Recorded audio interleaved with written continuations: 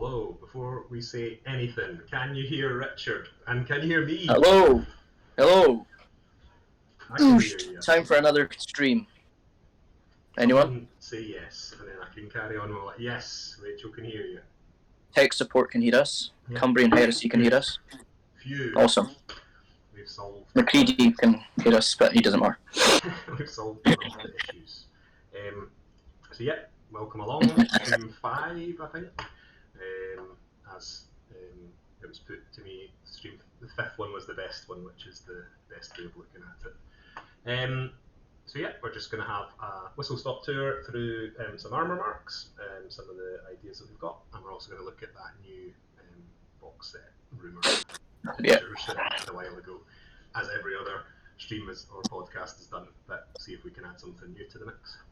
And then after that, we'll jump on to the Discord for a bit of chat. I really enjoyed that last time. It's good having people cheering me up after the disasters of the tech last time. So, how you doing, Richard? Yes, I'm very well, mate. How are you? All good? Fine, yeah. Yep. Just working away, as you can see. The pilot you're feeling better. I'm back.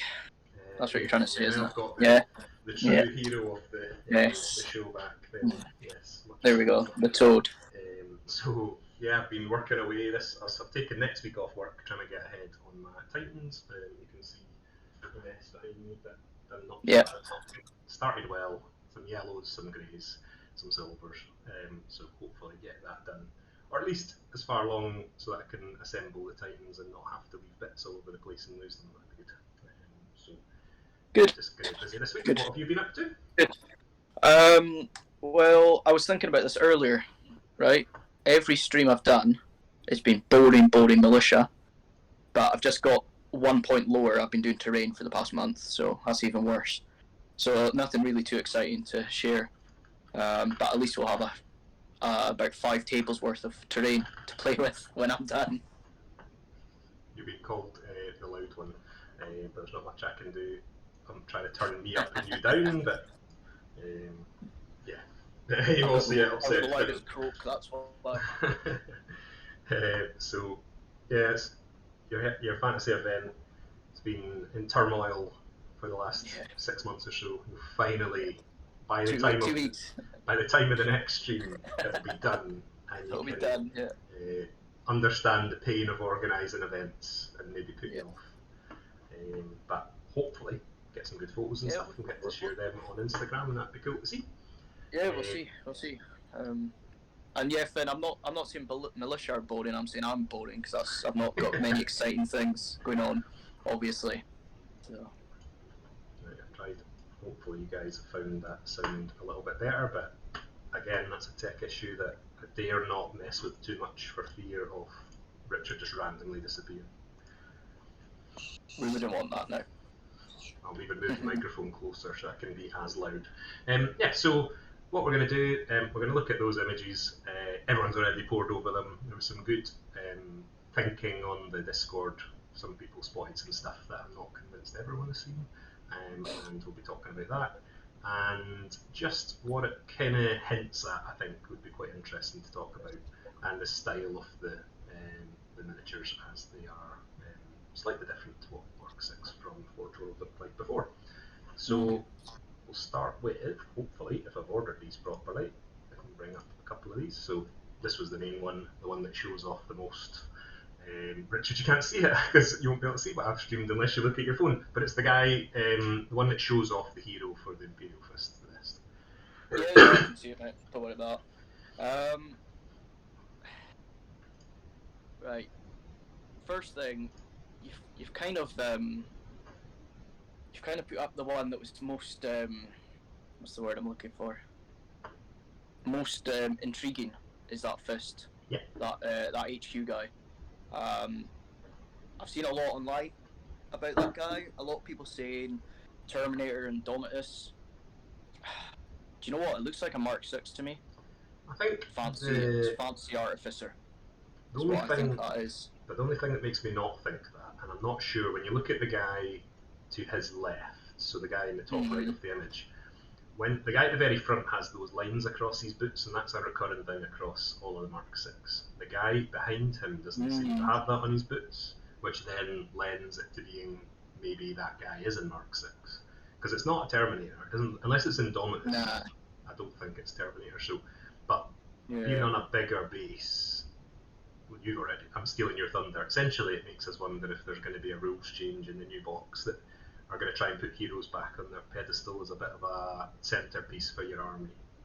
Yeah, something like 8th and 9th do a bit, making those guys a bit more standout, isn't it? Yeah. And giving you a better, at the end of the day, it gives you a better miniature, better pose, more variety.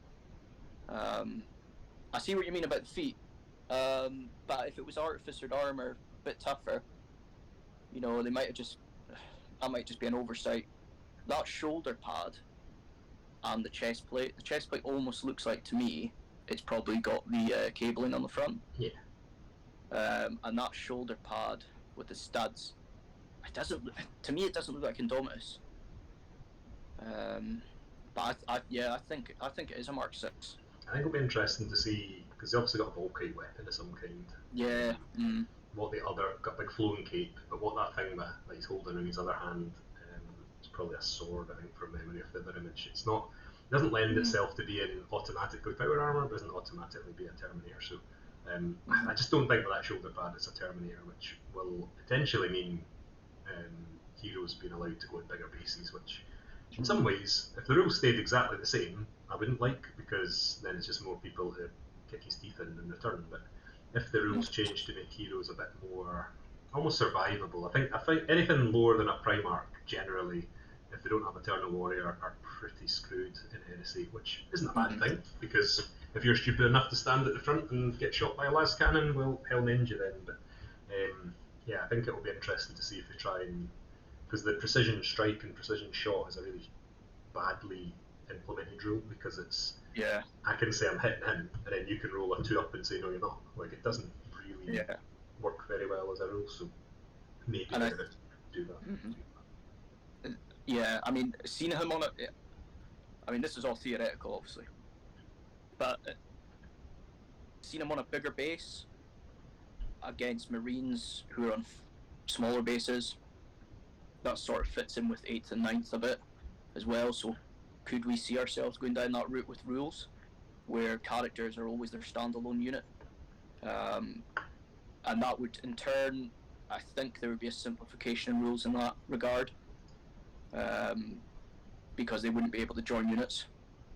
Yeah. So it would probably follow down that same route, and then you'd lose probably those rules, and it'd be a case like in 9th and 8th where you can only target him if he's the closest model within so many within something like, you can only target him if he's the closest model, or there's not a certain amount of enemy models within range of him as well. Yeah. If that makes sense. So I mean, that's reaching. We're looking at one image and we're saying potentially one base bigger is now game changing.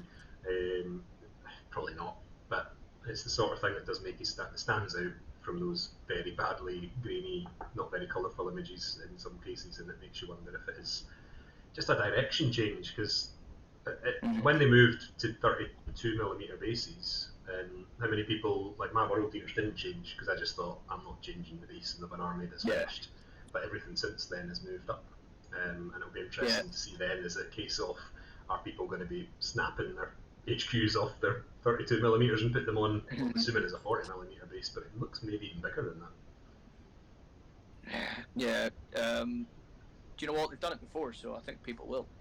I don't think anyone will have any issues with it. I'm the same boat as you at 2K. I'm only just putting my Alpha Legion over from 25s to 32s. But I don't think GW would ever have two thoughts about doing that. They've done it before. So it's going, if they think doing that, and in turn making a rules change to incorporate HQs or the likes on bigger bases, if they think that's going to make the game more accessible for players, sell more games, whatever, they'll do it. Yeah, I think so. And then, so we've kind of got, we immediately, when talking about precision strike and precision shot, being a Raven Guard player, he's very excited at that possibility. And Stephen makes a good point about the sort of Man Reapers. Certain weapons would actually suit having a bigger base, which, yeah, I can see that. I guess my problem's more, if you're going to put them on bigger bases, they should get something for it. I don't automatically think it should just be they have to be in their own unit, because that rule, it kind of worked and it didn't, because it's like you can have if your one hero until he gets close can't be shot, isn't really sort of that in a shooting game is maybe not the sort of solution I would implement, but what I know. Well, the only thing I would say with that is, if they did do that, you'd probably a big thing in ninth is aura abilities. A lot of HQ have those sort of things where so many people within so many inches can get like a reroll on a wound, or they can get +1 a hit, +1 a wound, whatever. So that would be probably the benefit of going on a bigger base for an HQ model if they went down that route, I would think. But like you say, it's all hypothetical, isn't it? Yeah. Or theoretical, I should say. But yeah, and Korax would have to become you just can't target him. Yeah, I mean that's so certain Primarchs and stuff like that. I think in a normal game where you have just like a normal, this guy has an extra 2 wounds and a little bit better at fighting. If you start tinkering too much, like Primarchs could either become really shit or just like amazing and be impossible, which some people would probably argue is a good thing. I think for a game that you're playing on a 6x4 would be a terrible thing, but that's just me. So yeah, I think that's almost all that I would pick out in this image. I think the only thing that I've noticed through these images is that the helmet, the bare heads, have really come on. So the last Space Marine Tactical kit for 40k was the start of this era where they actually seem to have put loads of effort and expression. And that guy in the bottom right, it's kind of hard to tell if he's got a mouth or whether it's like a thing that's put, like the beaky comes off that almost, but he's got like a plate on the top of his head. I think that's there's one in particular that I've picked out that I think looks almost World Eater, and I think that's quite cool that they put a bit more effort into the actual heads, that because very few people seem to use bare heads. I initially refused to put a bare head on a Space Marine because I thought, like, you're a superhuman, you're wearing power armour, to have your head exposed means you're an idiot. And I refused to have it on anyone, and then for some reason I've done a complete turnabout and my Space Wolves have quite a few. I guess because they've got beards and stuff, they can't really contain them in their helmet anyway, so who cares? And I just glue a helmet to their waist and that'll do. If they need to put it on, at least they have it. You can see that. There you go. No, I was just going to say I used to be the same as you, but now I absolutely love bear heads, so I don't know why. But it would be nice to get some more range on them, because apart from buying like character models or using the 2 you get in each mark set, there's not a lot of range and variability, so it would be nice to get more bear heads. When I looked at that image, I just thought they had messed up their painting and painted them yellow. But Lee says no pale skin, which means helmets for him, which is fair enough. So that's only the first image. I guess that one was probably the most interesting from a talking point. It was for me. Yeah. Maybe should have saved that one until last. There is more though. There is more. There's another one coming. So you bring this one up, which now covers you instead of the with the thing. See if I can move that over so I'm not just blocking you out. So the Contemptor, I think it's a needed update because the old one was really shit. New weapons is interesting. I think that, and the Havoc launcher in particular, I think that really suits that. That look is actually quite chaosy. Would look quite cool on a 40k chaos Hellbrute or whatever. Even if they're called Contemptors in 40k, I don't know. They've probably got a stupid name now. But I really like that they've put a bit of effort into making it a bit more of a kind of better posed model almost. I know you've kind of got to slant your head to look at it, but to me, I just think that pose is 1,000 times better than what it was before. I just think it just looks a bit better with the way that they've put those arms together. I guess it's not something that I need because I've done my contemptors to death now. I don't suppose I'm using them anymore, but certainly think an autocannon in plastic wouldn't be a bad thing. You can get hold of the depends if the arm is still that one piece. But pretty confident it's a plastic one anyway. I don't think there's any major shock there that that's probably going to be in the box if there is a box coming. Yeah. I thought it was much the same pose as the other one.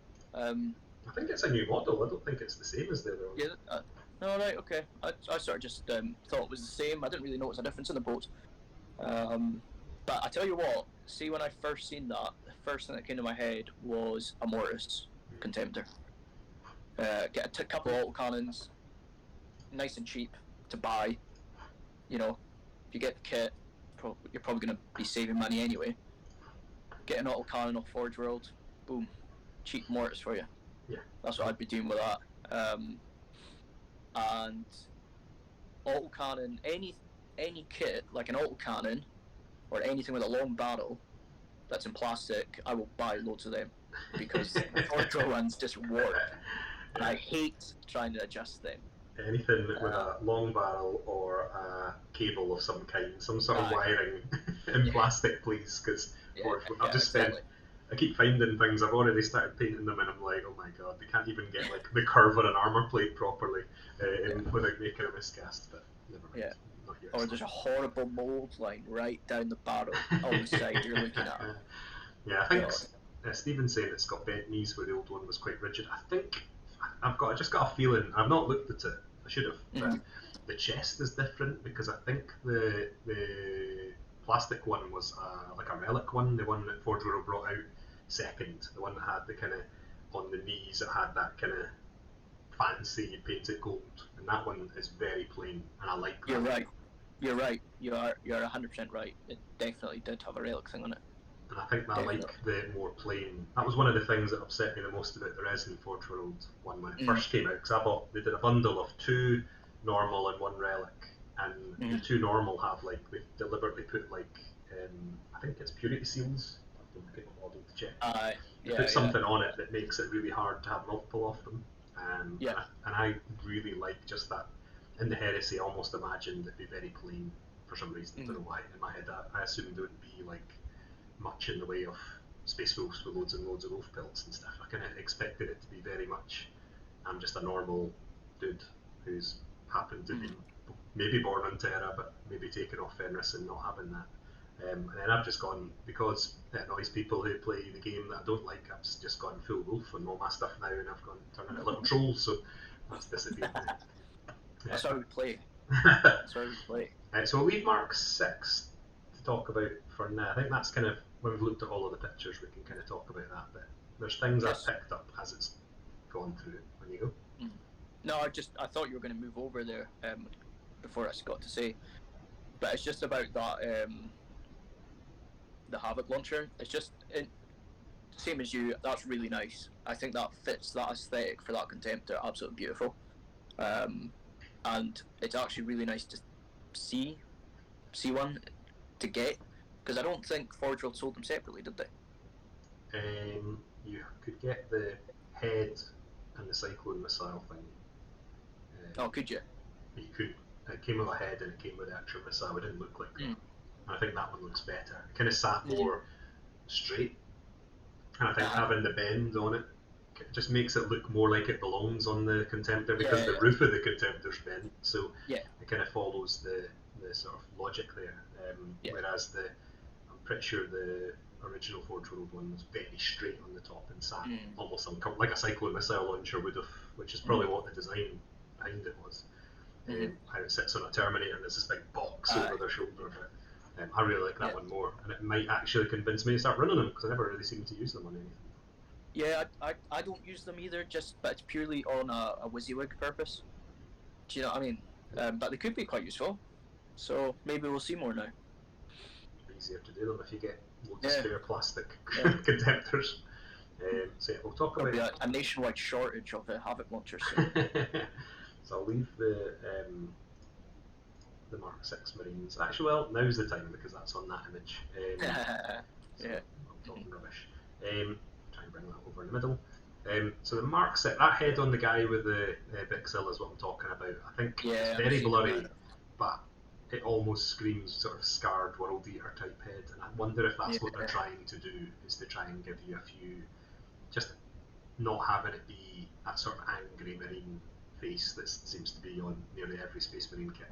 Just going for a bit more sort of like, this guy's a bit messed up. The guy in the front there with the plasma pistol and the power fist, he's probably that head that's on the Imperial Fist guy.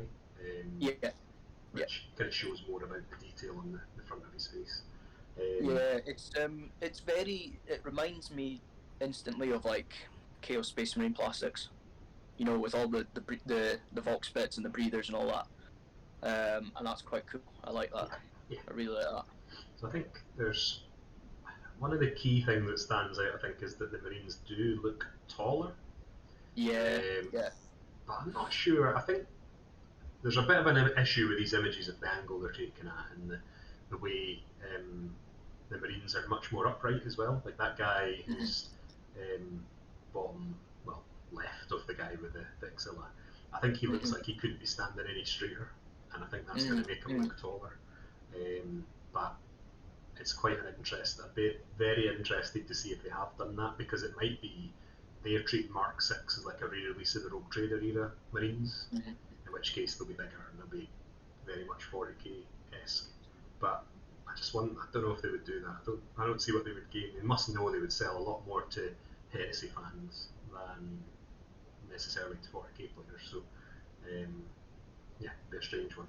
But it's something I was sort of not concerned about, just interesting to see it.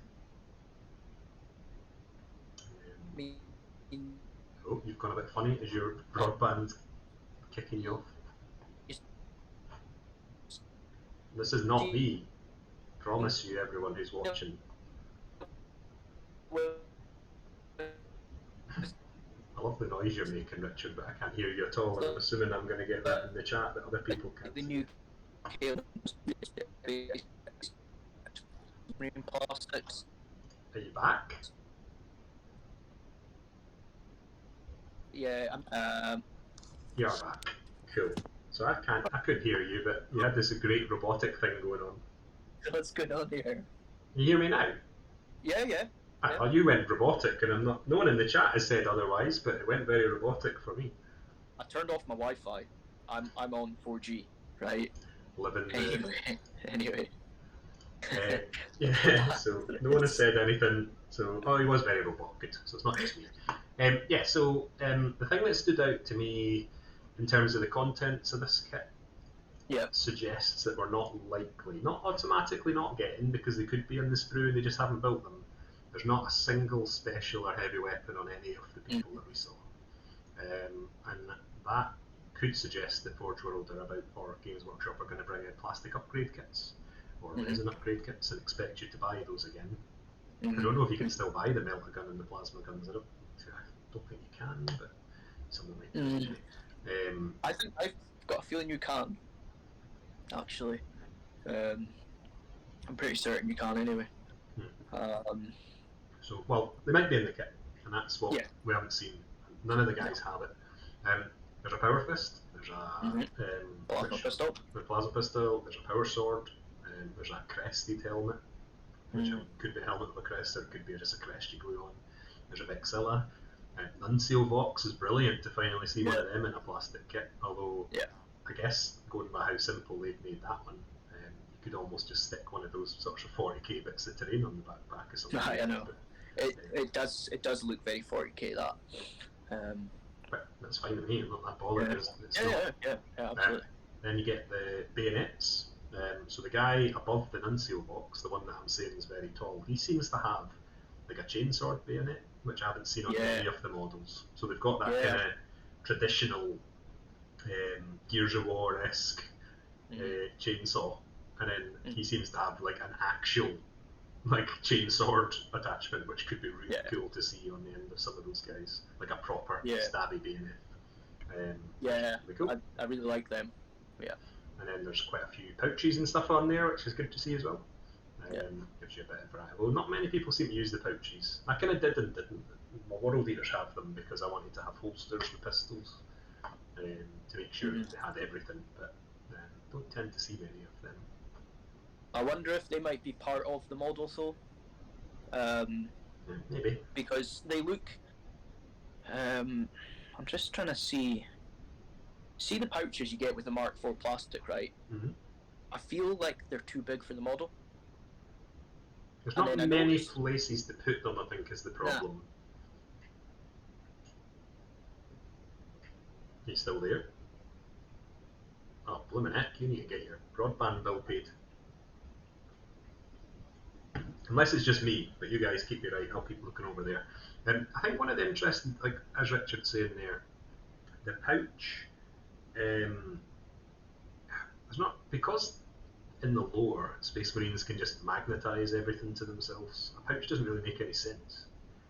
Like, it's not going to stop a bullet hitting a grenade in their pocket, is it? So it's a strange beast. Mm-hmm. So it's kind of, I don't really understand the sort of. It looks cool, like the model looks better. Yep. It looks richer for having a pouch or a grenade or whatever stuck to its belt. But you can always put them anywhere. Mm-hmm. Can you hear me now? I can hear you now. What is going on? It's not me. What did James is infected us. That's what's happened here. That came through really repeated in my ear there, so that's quite fun. Yeah, James has ruined it. I have a James on for one time and he's managed to cock the whole thing up. But I think we test, of course. We did do a test as well to make sure this worked, so not very good. So I think overall this image is the best because it gives you the hope, gives you the information, what you're looking at, what we're hoping to get.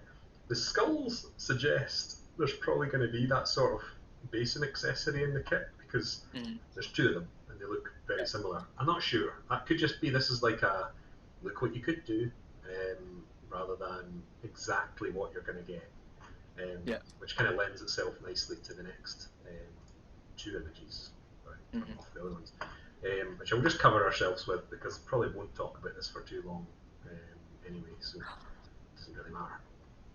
So Spartan, Cataphracti, same Cataphracti we know and love. Will they be in the box? I don't know. I'm not sure. I could see Cataphracti being in the box, and then the massive elephant in the room. Is that a plastic Spartan or not? I don't know. Say yes. Okay, I was going to ask you what you think. So, yeah, I don't. I don't know. I could. It's new. It's definitely a new model. Whether it's in resin or plastic, I don't know. I don't see why they would redo the resin kit unless they wanted to improve on something that was giving them jip, like the tracks, which you can see are different, definitely different on that. Yeah. I mean, the only thing I would say, I'm not like a business guy, but the Spartan must be one of the best-selling models for Forge World. Surely, everyone buys one for their armies. Probably most people probably buy two. What I'm thinking is, if they redid that mold in plastic, right? Would what's so funny? I need to go back. So stop the. We'll come back to the Spartan chat. Just the our Cumbrian friends. So Finn has said if he was a space marine, he'd be putting all sorts of stuff in his pouches, little snacks for when he's slaying traitors, gets tiring, etc. And maybe some tissues to offer other Shad Marines because they aren't white scars. And then Lee has said I'd be an iron hand, up lad. That's why this show is live, for comments like that. And then Stephen seems to think it's a plastic one. We'll call that Land Raider. I guess it is. So anyway, as I was saying, I'm only thinking is, if they redid the mold to produce a plastic, surely that would be cheaper for them to produce or make more profit on it. That's all I can think of. Plastic is more cost effective than resin, and if you sell enough of it, so possibly. I don't know. The thing that makes me think it is going to be plastic is purely because I don't see why they would redo it again. And there's so many little touches, like there's a crewman. You can't currently separately get a set of crew. You'd have to buy a Mastodon or a Fellblade or whatever and get the crewman from that. And from memory, in the second picture, which I'll have to see if I actually put the right one up, the guy on the picture on the right, he does not appear to match, because he's got his hand in front of him. Doesn't seem to match the other guys. So I don't know. It'll be interesting to see. It's that light as well in front of him. Yeah, the light and the icons are quite interesting, but I don't know if one of the icons on the door on the image on the left is that sort of Imperial generic 30k Aquila. By the look of it. The one above the door, I don't know. It doesn't look like a fist. I can't make that out, that one. It must be something generic. It's got the name, the little things you write names on either side of it, but it'll be some. I don't think it's an Imperial Fist specific logo. No.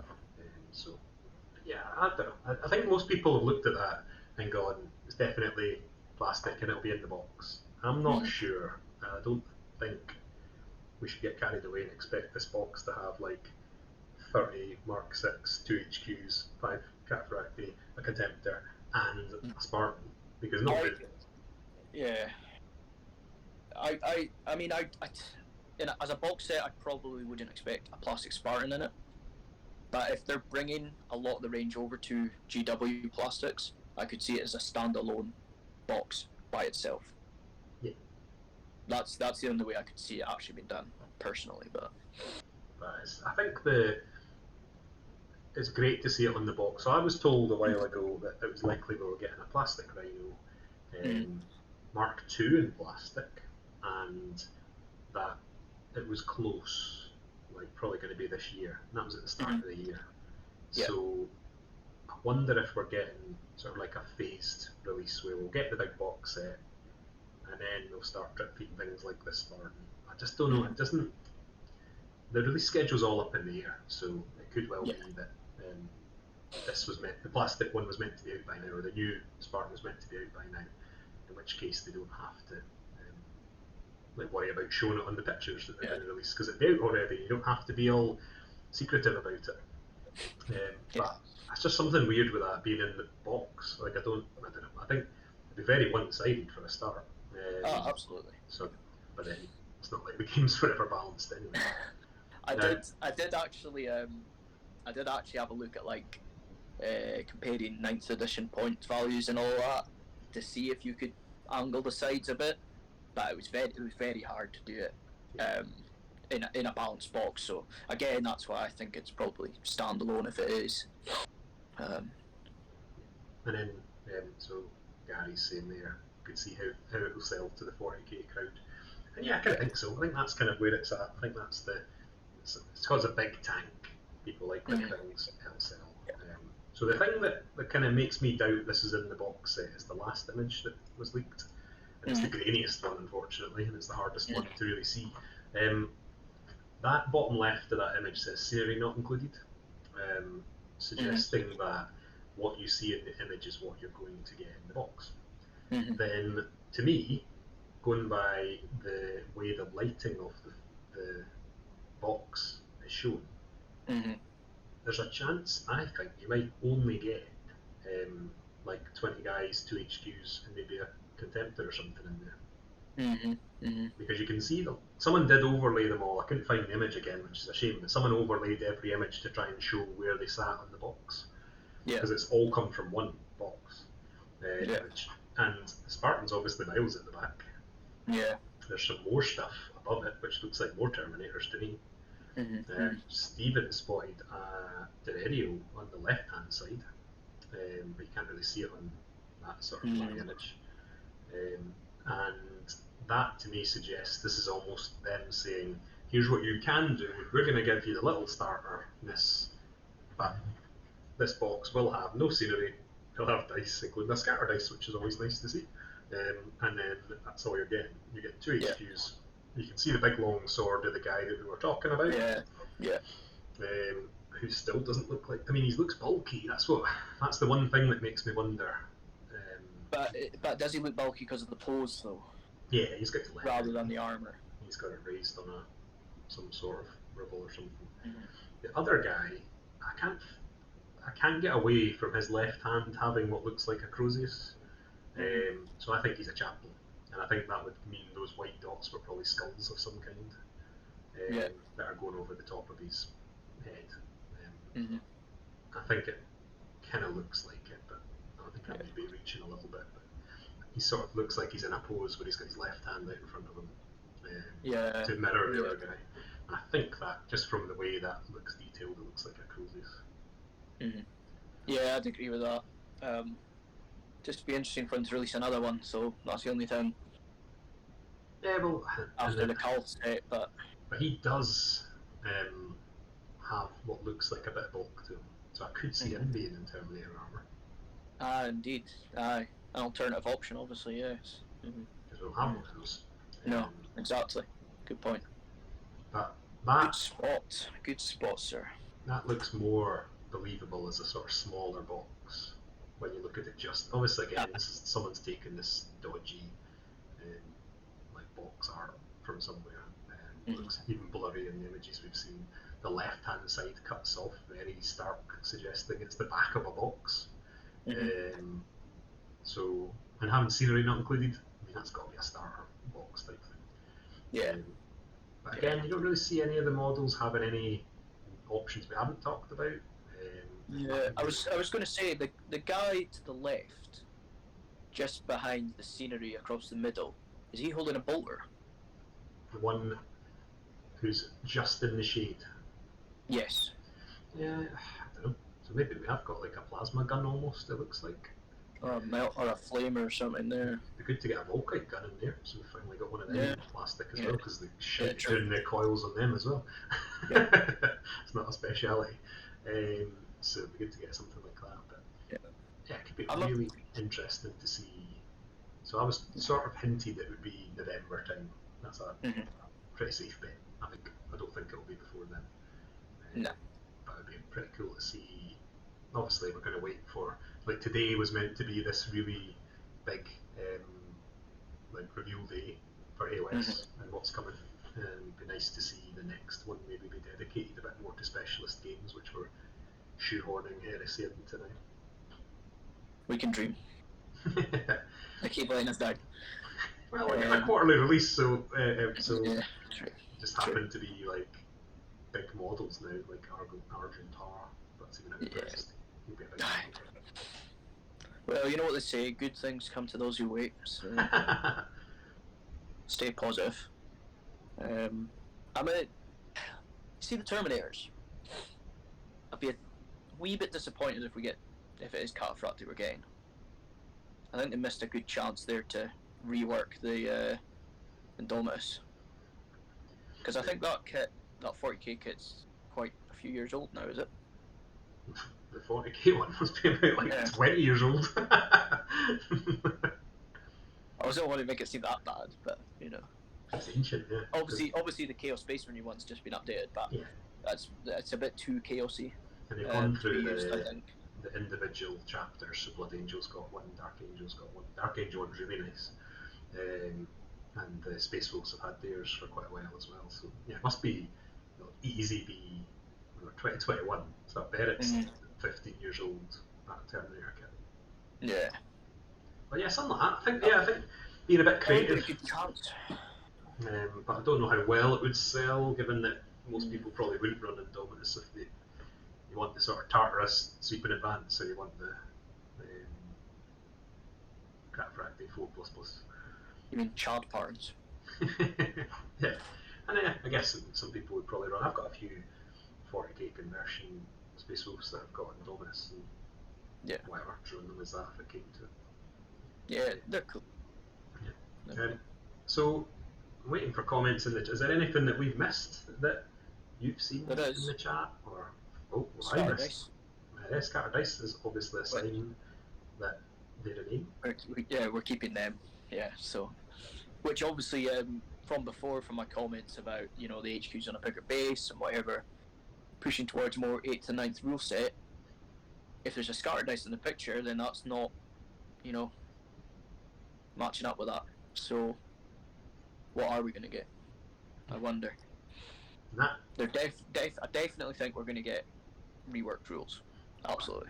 I think that having the starter dice but not showing the template suggests that this box art is probably not as wide as it should be. So if it went to the right, I think the templates would go to the right of the dice, and you might see another model, maybe the Contemptor. Although you can't really see where the Contemptor sits on that image. Yeah. So there's maybe a wee bit missing. Yeah, I don't really see there being a massive surprise in there that would, like, if there was a, I don't know, a Primark or something in there in plastic, I think they would have probably have seen it, because whoever took these pictures would have just done that and not bothered with any of this stuff. So yeah, I don't think there'll be anything super surprising. I guess what the guys are armed with might be in the box might be different. Like, you probably get the lightning claw attachment, but yeah, I'm not convinced we've missed anything massive. And it's quite good timing. I think that gives a wee bit of hope. People were getting a bit shirty again online, getting ready, so getting a wee bit of hope that we're going to get this new set. I must have. The writing was on the wall anyway, because they haven't updated the red books for like 6 years. We've done them in ages. I'm really looking forward to getting Mark 6 as well. I had that from my Alpha Legion from veteran squads. They got rid of it. Redo your entire Legion so you can be Legion fit in. Yeah. As we're about to talk about after this, really. So Stephen's asking, is there anything that Mark 6 was famous for? At the moment, not really. We'll get on to that really in the next part though, but it's kind of a weird one to talk about what the armour marks, kind of what you're saying there, what are they famous for, or whatever, and just have a bit of a chat about it. Their placement, I guess. Yeah, so what we'll probably do, let me just check the little schedule. We've kind of flown through that. I'm surprised that there wasn't more sort of people sharing what they thought. It's got to be it'll be a box game, I think. I could see them putting the rulebook in this to make you buy it as well, because it'll probably be a softback rulebook. If they're doing it properly, if you do a proper starter set, like if you treat it as a 40k AOS equivalent, then it'll have the little rulebook in it. If you treat it as Necromunda, Aeronautica, AT, all that stuff, it was in there as well, and hardback though. So I don't think there's any escaping that the rules will be in the box. And the rules for Adeptus Titanicus, you couldn't buy them separately initially, could you? No, I think on release that was one of the first games that they were like, nah, you can have them separate on release. I think it was Necromunda. You can. Was it? Right. Okay. But I think Adeptus Titanicus, they probably took that money back on board for people that didn't want Goliath or Escher, which is fair enough. So I think when you look at if it has only got sort of 60 guys, like Badrillic Calf, sort of that size, hopefully it will still be sub 100 quid, which makes it a steal, because right now, I want to do Mark 6 like someone said in there, Lee said, it's like 63 quid for 10 men. It's going to be like a third of the price, and that's if you buy them at retail, so hopefully you're getting them a lot cheaper than that. Hi Marshall, Dave.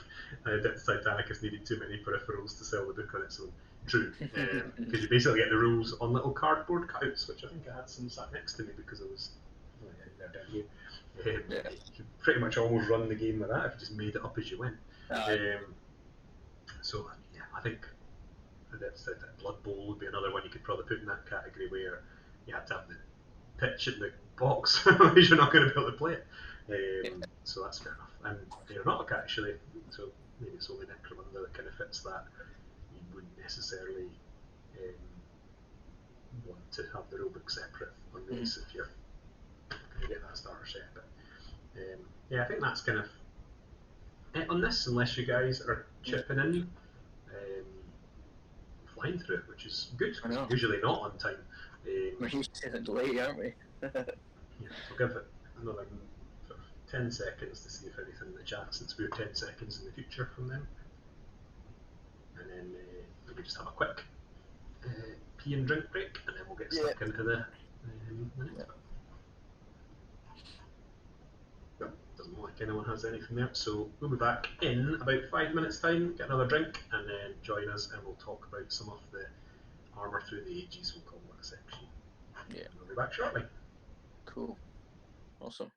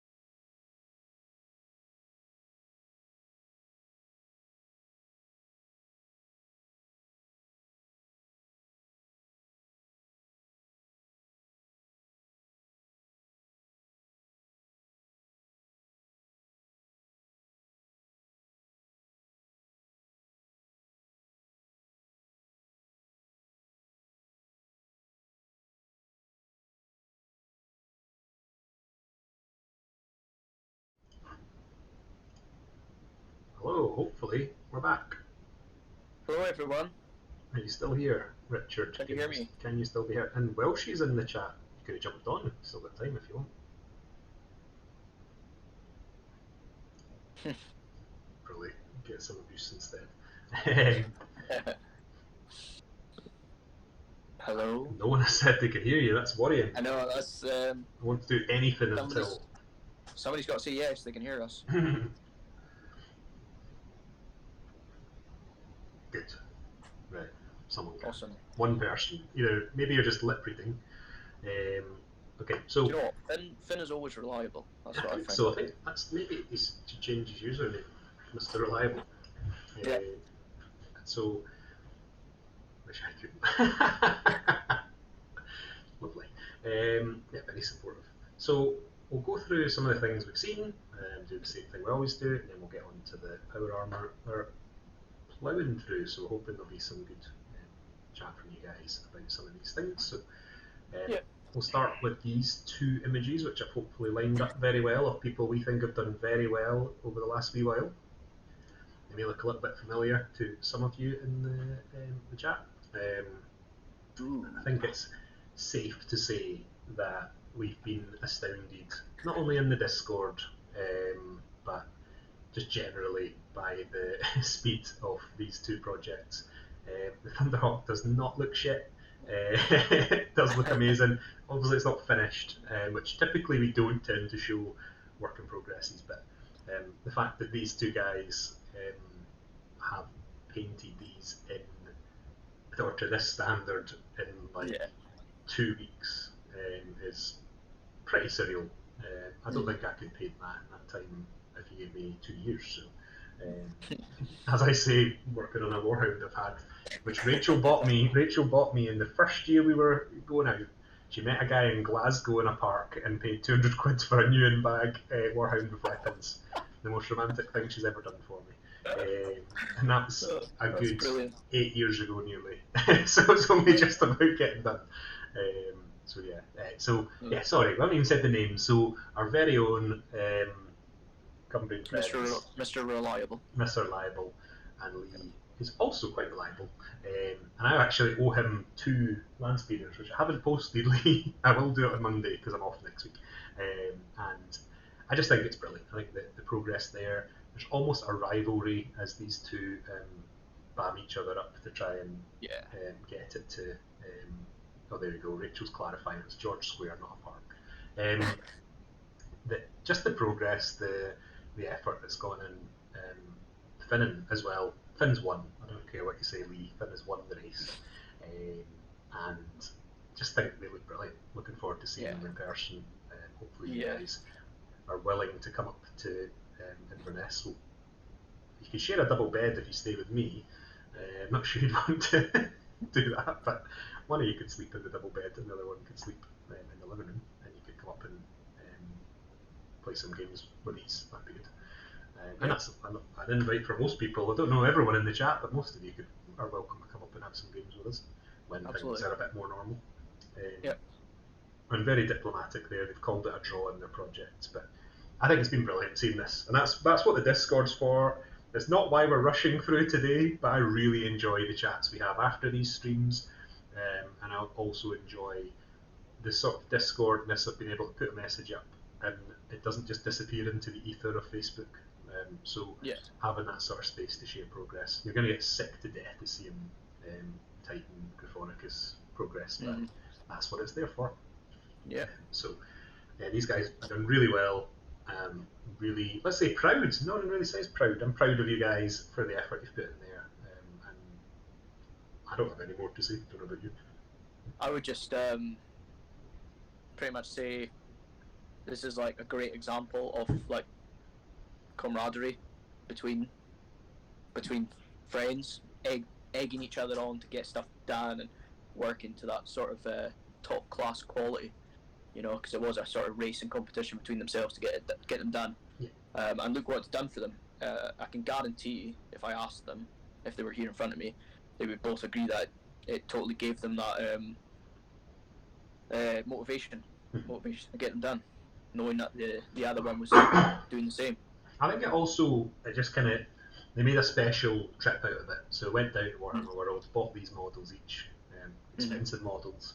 It was a whole planned thing, whereas what I think everyone else tends to do is we just tend to go, I want one of those, and then you just chuck it in a pile, and eventually you get round to building it. So that's brilliant. I think that's a great idea. I think that encapsulates that sort of project I like to do, where you'd be like, let's all start a new army at the start of January, and by the end of December we'll get together and play a game with them.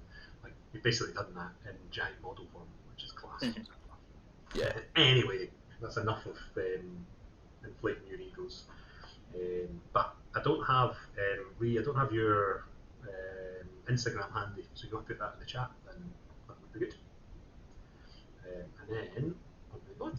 So we've got the next two. Again, these are. We try and always make sure there's Scottish people in these shout-outs, because our Scottish community is brilliant. The one with the Space Wolves is Michael Hans. He has been to a few of our events, and his army is just beautiful. It's one of the best armies that it's stunning, isn't it? Yeah, and he's just got it down to a T, I think, how he builds his armies, and he absolutely caned me in a game, so I'm choking on it. Saying the only revenge I got, Michael's story, was we went down together, and I just randomly said, do you want to lift down to Warhammer World? We went down and played 7 games in the campaign weekend. We did the Invasion of Lanark 4, because I can see the certificate up there. And he took a Warhound, and the only reason I beat him to the Loyalist sport was because I won one more game than him. And to nearly win a sportsmanship award taking a Warhound shows the sort of person he must be, because most people, as soon as they see you put that on the table, are going to be mentally scoring you a 0 out of 10 in sportsmanship. So he's a really nice guy, and I think that army is just stunning. He's working on Iron Warriors just now that are just as good, which makes me sick that there's no limit to his painting skill. See what I love about his Space Wolves as well is he edge highlights everything on them, and people generally, a lot of Heresy people don't like that because they think it's too GW, it's too unrealistic, but Michael's stuff just looks awesome and everybody agrees on it. Really nice edge highlighting, and he's blended in like realistic effects with dirt and grime and all that. It's stunning to look at. Good use I love that. Reaver bits as well, by the look of it, on the legs and the torsos, and then Mark IV, the shoulder pads are the plastic Space Wolf upgrade kit, which is cool as well. Yeah, just a great unit. I think they'll be great to see on the table. So he's done very well. And then the helmets are like third party, aren't they? I couldn't decide looking at. I think they might be the real deal. He might have bought them. Right, are they? Not sure. I'd have to compare what it looks like, the ones that you get with the real kit. And then the other image, Strange usually in here, so I don't have his Instagram either, but he showed these yesterday, and they had to be in. Like, I can't believe what he's done here. Like, these are underrepresented. Like, I knew he was doing Iron Hands, but I didn't know he was this far on. Like, again, we don't really show work in progress, but he showed these last night, and these are some of the best conversions I've ever seen. They're absolutely unreal. The use of the various bits, like there's a Red Butcher chain fist, there's Justarian shoulder pads and legs. He's turned the boring plastic Cataphracti captain into an Iron Father with a different pose. And then I think he said the guy at the back is going to be a banner bearer, but he didn't have the banner to hand. And I just think it's done a great job. I think he should be absolutely delighted that he's knocked this out of the park. Like, even the green looks really striking against the black. Like, it's so cool. He's done a great job. I've not seen the army on the table or anything, but I'd love to get a game against them. That green properly catches your eye as well, and I can't really make it out. So you see the guy who's like the Tech Marine sort of style. Yeah, it's the Iron Father. Iron Father Forged. Yeah, whatever. Is he doing? Is that OSL off like an eye lens, or is it from within I think so. The armor? I think it's off an eye lens. It looks really good. Yeah. I really like that. I rate that. It's just the right amount of OSL. It's not like overpowering the model. Do you know what I mean? Yeah. I just think they're brilliant. Like the guy on the far right, like he could lead any army. I think he just looks brilliant. Like he's going to be a command squad. It's almost a waste to have him in a command squad. They should be a region champion or something. He looks so cool. Yeah, do that, because you're going to get disappointed by that command squad. Yeah, Even from me. definitely. I try. There's one more. Hopefully, Struan can tell us his Instagram if he's got one, and we can share it. And then this last one was one. I always like to pick things out that I've seen on Instagram that I just think are a nice touch or whatever. And this person here has. So they built this model a while ago, and they've gone back and they had told people all the bits. And if you find that post, the 10 pictures are the name of the bit, the price of the bit, and where he got it from. And I just think that's a really nice. What I find in this hobby is there's some people like to build their secret little conversion, and getting them to tell you what they used. They'll be like secret, like they want to tell you, or they just ignore you because they don't want you to copy it. And yeah, you could probably work out what that is, and you could spend it. Like the sword is just one piece. That hand is on the sword, so it's not it's not like he's done something that no one can do. It's just that it looks amazing, and he's worked out the angles and all that to put the sword at. Yeah. I just think the idea of people sharing how they do things is the only way Heresy's going to survive, and it annoys me when there's certain celebrities that when you ask them a question like where did you get that sword or where did you get that base, and they just pie you. But if you sent them a message and said I love your model, they'll reply and be like, oh, thank you so much. I just can't understand why our hobby doesn't want people, like if I put a conversion up and someone copied it, I'd be delighted. I mean, I'm thinking like this is class. Someone actually likes what I've done and is willing to copy it. So it's a great form of flattery, isn't it? Exactly. At the end of the day. So, but that, definitely, I don't think he's a Scot. Certainly, I've never seen him before, but can't always just put Scottish people up or adopted Scottish people up in the case of the Carlisle lads. So do you know what? So that's commendable. So like the fact he's gone on there, said it to everyone where he got the bits, how much it was, and this is what you get. Because you're right. I have emailed celebs in the past, and I have been pied asking about how they did that or how they got these certain bits. And as a community, you know, this is what this game's about. We are a community, so help each other. Yeah. That's the way it grows, you know. And there are only so many ways you can build a Space Marine, so it's not like it's quite obvious that looking at it, the core of that is the Praetor kit body. The sword is one piece, because I looked at that piece that made me think, oh, this guy's actually really nice. It's not. I just don't know. It's not a competition to me. I'd rather people shared it. So. No, absolutely. Yeah. So I like this one anyway. Well, she said that those helmets were legit, that were on Michael's. Were they? Yeah. Right. Okay. He's put them on cool. recently. And Stephen says there always is because they think they did it better. Yeah, maybe, but I don't know. I just quite like to see people putting a bit of effort into their kits as well. So this one, have a look and you'll get to find that. I think the model cost something like 58 quid or something, he said, but like that's because he's bought it all from Egghead and places like that. If you had some of those bits in your bits box, well, you could build a really nice model without having to spend an absolute fortune. So, yeah. I really like it anyway. And I think that was the last one. Yeah. So on to the second part of the show here. So we're going to go through, we've called it Armour Through the Ages. So we're going to look at some of the armour that's available in the Heresy and just have a wee chat about it. We're looking for you guys to jump down our throat if we say something wrong. So that'll be good. Let me just. There will be things said. Probably. Hopefully. So the one that you didn't put on your wee list you sent me, Richard, we've got to start from the very start. Mark 1. I know what you're going to put up, and I don't. Nah. Doesn't need to be in there. Nah. Mark 1 does need to be in there. Doesn't. So Mark 1 armour is obviously, this is an Ultramarine.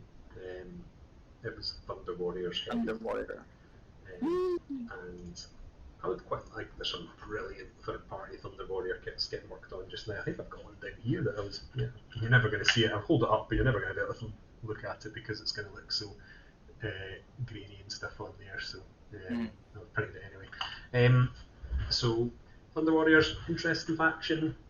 don't exist in Heresy. They were all wiped out, or predominantly wiped out. There was only a few of them left, so won't really linger on that too much because it didn't. Even saying the Great Crusade's a stretch for them. I mean, everyone knows it. Yeah, it's in the lore, whatever. I just don't really pick it out as a. Even though it is a power armor, I just don't pick it out as a heresy armor. Do you know what I mean? It was out of use by then. Well, it was.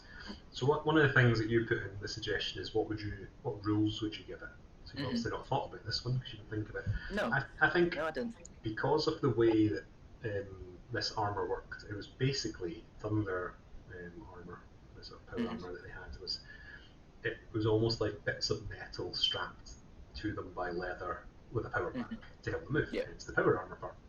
So, given that it's not very joined up and it's not a sealed suit, I'd probably be on the sort of you're only getting a 4-up armor save for Mark 1 Marines. I don't really see them.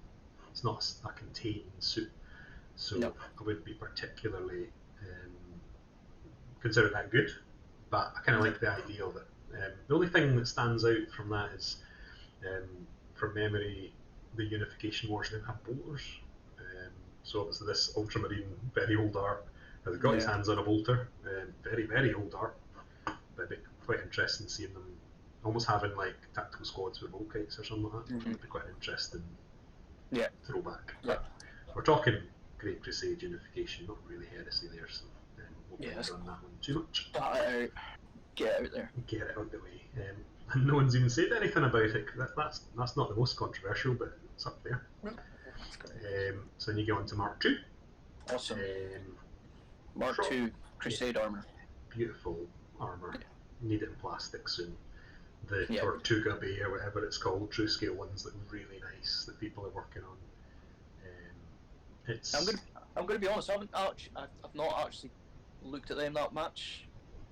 Just because I'm busy doing other stuff, but is it quite closely matching to that? It's almost identical. Like I'm surprised Games Workshop haven't shut them down. And it looks really cool next to like Solar Auxilia, which were a tall resin kit anyway.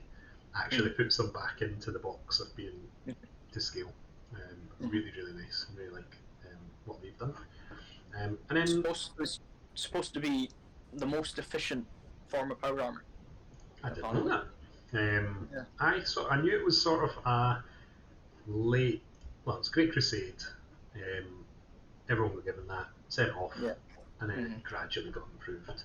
And it is era defining, is the sort of phrase I would use for it. Like that, Thunder Warriors came, they got packed out. Space Marines came, and the Space Marines were wearing this, and they had bolters. Some of them actually had volkites, I think, but predominantly bolters were around. I just think it's probably the best looking because of the way all the little individual plates. One of the nicest ones to paint because it's got all those individual lines that you can edge highlight or you can wash or you can do things with, and sort of just suits that more brutalistic look of Space Marines. Like if a Space Marine in Mark II or a Space Marine in Mark VI was going to crush your skull, you'd be slightly more scared of the one in Mark II. It just looks more like robotic rather than nice and friendly, like the tall guy in the thing we're just looking at. You know, it just reminds me of like a knight in full plate armor. And that's why it's awesome. I think that might be what I like about it. It just looks like sort of medieval. Struan has just joined us.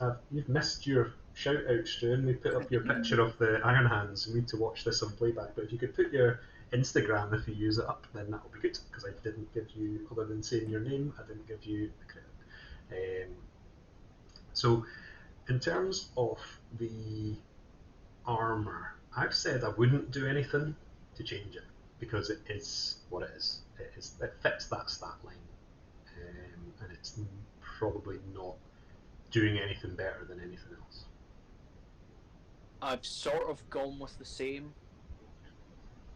because I was kind of struggling, to be honest. At the end of the day, I mean, it was regarded as the most efficient form of power armor, but I'm not entirely sure how you could incorporate that into the game. But whereas the other power armors sort of have little bits to them where you sort of can change them about a bit, I think this is which what we'll go on to, but I kind of struggled. So this is almost just an exercise for me and you having fun with, given that in ideas. Terminator armor has different rules because they're slightly Yeah. different. Going through them and just chucking this in of what we like or dislike about it, or what rules would you do and that sort of stuff. I feel like the difficulty is the granularity of a D6 system. So if you said, well, we'll get on to it. So Mark III, I'll give a spoiler. I would say Mark III is very hard to do anything with because it's the best armored power armor. But if you make it a 2-up save, well, that's brutal. Like, that's far too good. If you make it a 6+ invulnerable save, then again, it's amazing. Everyone will run Mark III. Like, so because of how limited we are in the rules, it's not very easy to do that, which might be why. I was just going to say on that thing, you know, part of this exercise we've got to remember, you know, some rules aren't always balanced exactly to one another, so maybe you would pay a bit of points for running certain marks of power armor. Yeah, that's true. Yeah, that'd be better. I think that could be quite an interesting mechanic. So we won't win at the points of what we would point things at necessarily. We can't do that, but if people, you know, sort of think, well, yeah, you could if it was X amount or whatever.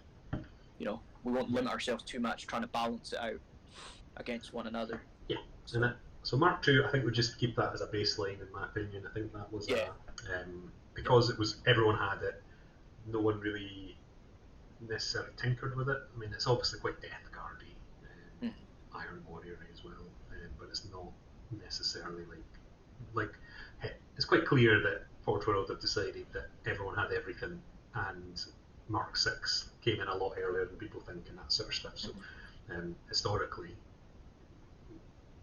my little 9-year-old me inside would have assumed that this was only available for Death Guard and Iron Warriors forever, and later on no one had any Mark II because it all ran out and got damaged, but it seems to be not the case anymore. So I think that's like quite interesting that Finn has said you could give it sort of a relentless type rule. That's not a bad shout in terms of the that is quite good because that sort of fits in with the efficiency. Yeah, like almost like that. You could, well, just purely based on what you've said, a relentless rule where it was you can do it, you can reverse like so you can move, shoot your heavy weapons normally, but you can't move the next turn. Something like that would be quite cool. Like you almost brace yourself into a position, and that would change the route. That would sort of turn it on its head a bit. Instead of being full relentless, which would be far too good, like give them something that no one else can do, which would be sort of almost the opposite of the rule. Like you can move and shoot, but then you can't move next turn, or something like that. So that could be quite cool. So I really like Mark II. I'm looking forward to it in plastic. The problem I'm finding is that I've got too much stuff. As you can sometimes see some of that. That's all Space Wolves that I'm waving my arm up and down over. I don't really need any more, but the Mark VI and the Mark II in plastic could just convince me to get a couple of squads at least. How many tactical marines do you have? Like actually built ones. Well, there's 6 slots in that troops option, so I've got something like 80, I think. Oh well, you've still got space for another 40. Some of the bolters, which are shite in the Space Wolves, but some without. So I started working on close combat ones. But yeah, I think that's Mark II is just one that I think the Knight look is the best. Like it sort of suits like the sort of terror that someone would feel when this drop pod landed and it gets 10 guys looking like that. Is probably the one armour that would make you shout yourself the most. But then they improved it a little bit and made it more armoured in the Mark III one, which doesn't change a huge amount. I think the helmet, I prefer the Mark II helmet, but this came along. So the helmet on the Mark III is actually supposed to be sloped, so it can ricochet shots. Is that so? That's quite interesting. You've done a lot of research for this. Just going back to Mark II, Struan said, what about rerolling the lowest runner charge? fun enough, I sort of think that's more a Mark 4 thing, but I'll get to that when we get to that. But yeah, something like that I think would be quite cool. And then hi Marshall Dave, make Mark 3 a 4+ rerollable, which kind of like it's better overall. I think because it's up armoured, what I've said is it struggles with the rules as they are on a D6 system. Because it's meant to be better armour. Like I said, it can't be a 2 up, it can't be a 6++. Sits in no man's land. I wonder if it should just be a default void hardened armour. Because that's what I've put. Normally, it's only a 2+, or if it specifically says void hardened, is from memory. So something like that. Although, who remembers to use void hardened? It's not even clear in the game if you can use void hardened in a normal game of 30k outside. Well, I've just put hardened armor, not void hardened, I should say. Okay. So you know how you buy it for your heavy sports costs, just like that. So I would have said you could just give Mark 3 the hardened armor rule. Okay. And I think that would be fitting because it's just Mark 2 up armored, isn't it, on the front? So it's better, meant to be stronger, tougher. So something like that would be pretty cool. Tactical heavy squads have void hardens and not that, so that's what you just said about the hardened. So it's not void hardened, it's hardened, is it? No, it might be the same rule. It's probably the same rule.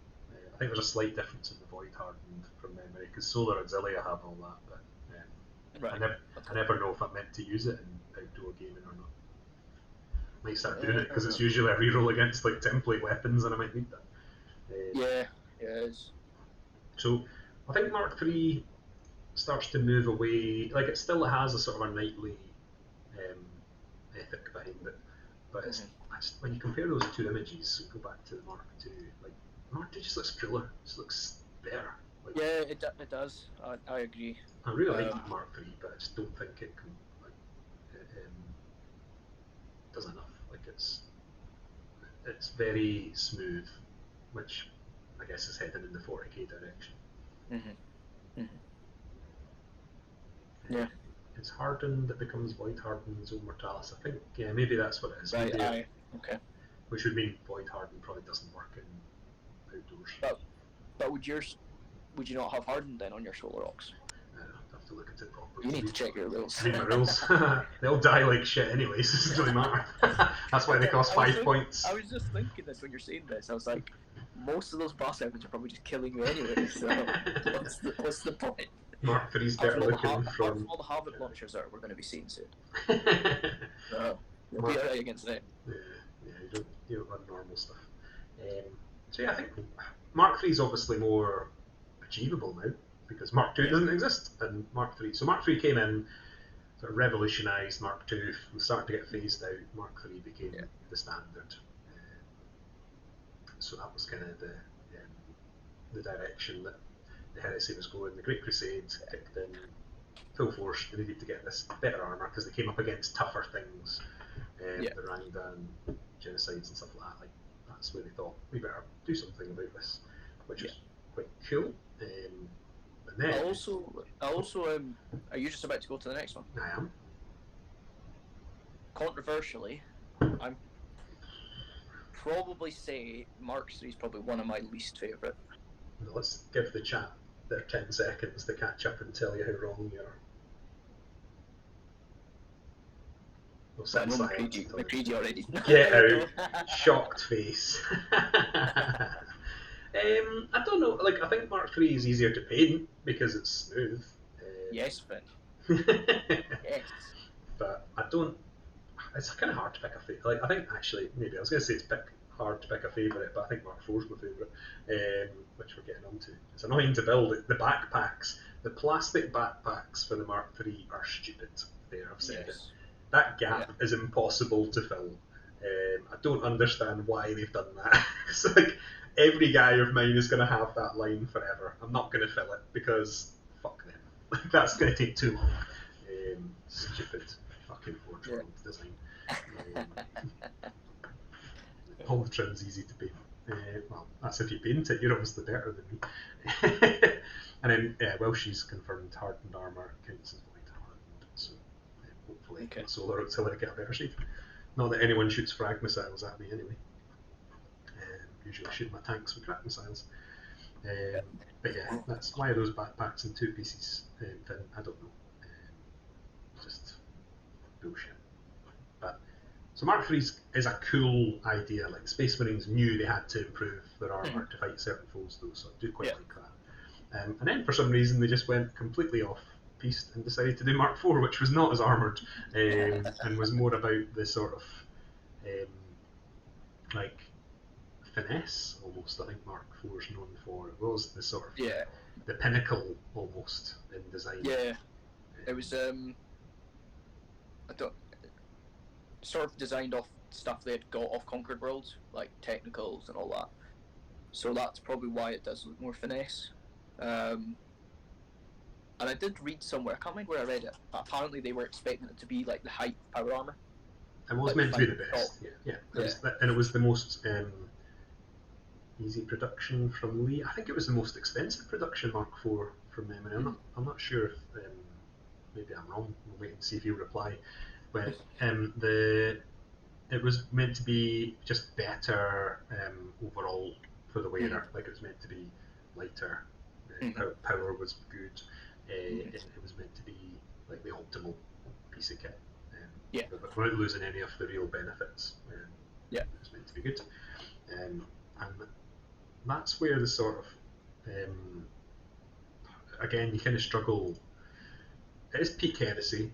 I think we've been spoilt by having the plastic kit, but the plastic kit, the thighs are too thick. It needs to go on a diet. The Forge World resin with a thinner structure to it really makes those guys sing. Like that's why most of them, World Eaters are all, I think nearly all resin, because I bought them when they came out. Space Wolves are a bit of a mix. I just think it looks miles better. Like the resin ones are shit because they get miscast all the time, and that's another critique. It's not the Forge World bashing episode, but it turned into it. I didn't do a very good job on the overall with that, but I think it just looks kind of cool. Like it suits that. It looks cool. And again, I love in the fluff as well how it's like production of the Mark IV armor was like pushed over to the traitor side as well, just before it all sort of broke off. I think like that shows to me that's one of the key bits in the sort of lore was like Horus was like shipping out the Mark IV to all his legions that he knew. Here you go, boys. And that's, I think that's cool. This is going to be controversial. People will correct me. If James was here, he'd know the answer. I think originally it was Mark IV that the Imperial Fist stormed the moon to get back. Maybe it was Mars. Sorry, Mars. It was Mars. I think it was originally when they went to Mars to try and it's all going to pot. I'm pretty sure the Imperial Fist originally brought back loads of Mark IV, which has now been retconned since then to Mark VII, I think. I've not read the latest books, but it used to be that was sort of like the prize was to have Mark IV, and it's. I know from Mark VII it was there was something about they took all like the tech priests and whatnot, the designers and the production of Mark VII back to Earth in the final stages of the war on Mars. So I don't know if it was that then. Maybe I could be. I'm saying I'm 100% right. Probably making stuff up. But I think Mark IV just kind of shows that shift, almost like it's the gap between like Mark II being that very knightly look to suddenly becoming that tactical marine look. Like this is the start of we're heading in this direction. Right? Let me just check the comments here. Boo the worst Mark. Mark IV plastic's better than 3 for weapon options, which is kind of true. The weapons actually fit on the arms. I find Mark III plastics is annoying for that. So Lee's eating those pouch snacks too much. Lee's saying was it Mark VI they got. I've got a weird feeling it wasn't and that's the one that would make sense because that was the one that would be the one everyone wanted. But Mark VII was in development then, and I've got a feeling it was something like that. But don't go on Lex Canicum or whatever it's called and correct me. I don't care enough to argue with you. So it might well be. But they're saying Mark VI. So in terms of this one, given it's a lot sleeker, and it had those sorts of pinnacleness to it. The Mhm. only sort of thing I can think would be sort of almost too good is to get some sort of bonus on the charge, like an initiative bonus or something. But when that stacks with Emperor's Children or whatever, it might end up being a bit bullshit. But Like World Eaters, not World Eaters, Space Wolves. yeah, they'd get +1 weapon skill, +1 initiative. Like that. Some of those would be too good, but Yeah. I think there's something. If you pay the points for it. Yeah, there you go. So it could make it hefty Mhm. points. And also that I think that idea of the points is quite interesting because you could theme the army. Let's say if you hand on heart believe that Death Guard should have Mark II, and they bring out the book and it says Death Guard get Mark II upgrade to their generic power armor for free. Mm. Mhm. Mhm. And then you could make sure that someone like me, who's going to be like, +1 initiative on the charge, +1 weapon skill on the charge, could be like, nah, actually, Space Wolves have to pay an extra 10 points to get Mark IV because they've fucked off and didn't collect their resources. That's how you justify it in the fluff, and then you just say, you can still do it though, and you pay more. Yeah. Anyway, that's an aside. But I don't know, what, have you said any rules for this? I was sort of thinking like extra run or something. That's all I was thinking of, or Crusader or some rule like that. This Crusader's been mentioned a few times, but Space Wolves also get +1 to run distances as well, so that's good for me. What's going on here? Soaking up all the rules. Yeah. No, I just think it is, like you say, it's supposed to be more manoeuvrable and all that, so it just sort of fits in with it. I don't think you could say it's more armoured than Mark II or anything like that, so... and I don't think you could really get away saying you've got better auspexes or anything like that with their helmet change, but... So I think probably manoeuvrability is probably where you're looking at with that. I did wonder, well, Mark 6, I put my suggestion is something along those lines of better sensors, but +1 get in the bin rolls. That's my dice. That's good. I like that. But yeah, it's good that sort of on a similar idea of that Crusader rule, that could be quite cool. Yeah. Mark 4 for life from Willie. Okay. Wrong, Willie. Wrong.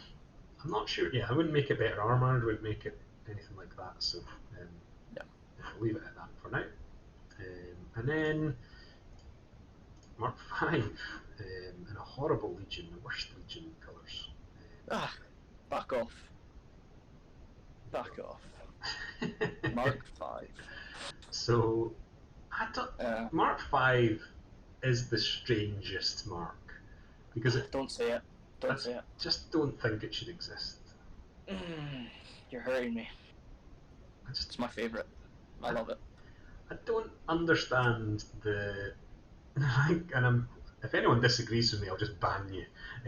I don't understand why it exists when it was meant to be like, here's a bit of Mark IV that we've pulled off that dead guy who's not needing it anymore, and we're going to strap it on to your Mark III suit.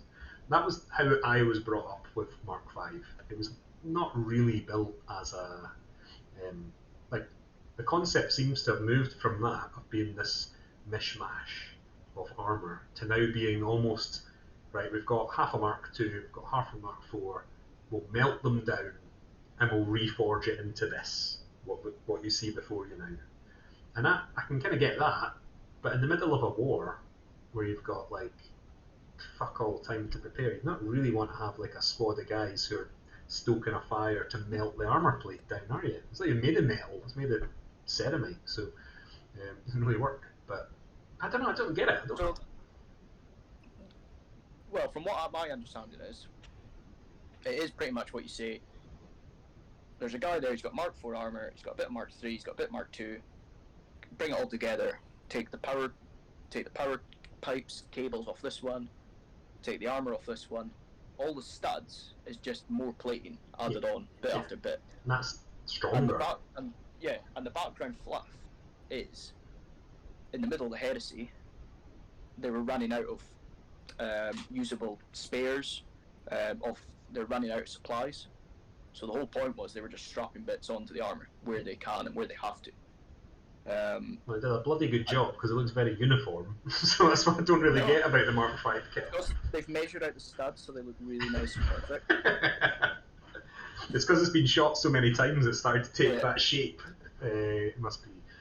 The thing with an interesting thing on the background fluff in it though is obviously when they've been adding all these studs and extra armor plates, you get more weight on the armor, right? So the power pack has to work more to carry the weight. And then what they do is they put bigger pipes on to help for the power packs. But then they've got to put more armor plate to cover those armor packs. And that's sort of the background fluff. Like it's just they've got to either just go with it or not. I don't have any straws, but this is just imagine these are straws. This is you clutching at those straws. Yeah, I don't agree at all. I think that like I get the concept, but I just wish they'd retconned it to be they've actually like melted them down and started again, because I don't understand how it's every single guy looks the same. As High Marshal Dave said, like every suit would be unique if you did that. Well, good. Do you know what? You've just got to use your imagination. No, I don't want to use my imagination. Guy, you just got to imagine he's a little bit different from this guy over here, okay? I don't want to use my imagination. So there's some good comments on that though. Struan likes Mark V, Lee thinks it's second best. Gary likes Mark V. Willie says Mark V's Mark IV after it's had a stroke, which is cute. And Mark V's junk armour that's made from your Moss T cozy from Steam. Yeah. I think it, as Struan puts it quite well, it is showing the direction. So when you compare 4 to 5, there's obviously we're going away from that design. We go from that to that. Like there's quite a clear difference. We're moving into thinner pieces. We're moving into a bit more manoeuvrability and that sort of stuff. Not necessarily. I think Mark V. I like the Forge World kit. I don't think it should be a kit. One of the things they were wanting to do is like Struan's comment. That was good. Mark V almost feels like it's the Mortis. What they called Cortis equivalent. Yeah. And the kit that was produced but never released for that, what they wanted you to do was buy one of those which had all the parts to make a contemptor, and you were to disperse them amongst your other 3 contemptors to make 3 unique contemptors that showed they were damaged or worn or something. And I think doing that with this would make sense. Like if you chucked a Mark IV helmet on or a Mark IV pair of legs or whatever, you could make like a cool sort of hybrid army. That could look quite smart. Now they probably would take the time. 40k Marines are a bit more churchy, so they'd take the time to spray their armour if it got a little blemish on it. Mark V in the Heresy, you'd almost be thinking they're probably going to leave that. That Alpha Legion dude's going to leave that Imperial Fist foot boot. Yeah. Because it's not paint on it. Doesn't care enough. True. But so have you said anything about rules on this? I was trying to get it into that Cortis ruling because of the whole power pack thing where they either have to increase the power output of it. Well, in the fluff, it like makes them more uncomfortable, or it gives off their like a heat and all this. So I was trying to work a way where you could have like a wee rule where maybe you could give yourself a feel no pain. Well, I've done. You've got to roll a dice, and on a 1, you just die. I've gone the opposite way. I'll just kill them off. I don't care. I've said there would be the only one out of the 7 that you would decrease the points for. Maybe Mark 1, but we're not really including that. I would make them cheaper. They'd be the one that'd be minus for me, but you have to reroll successful armor sheets. Yeah, fair enough then. That's good. Yeah. Because they're a mishmash. The mishmash of the armor plating. Yeah.